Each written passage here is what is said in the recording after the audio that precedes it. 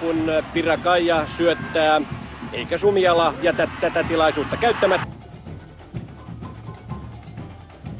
Nyt on pelattu 21 minuuttia, kun Pirakaija antaa Jatsin vaparin. Miikka Juntunen on paikalla.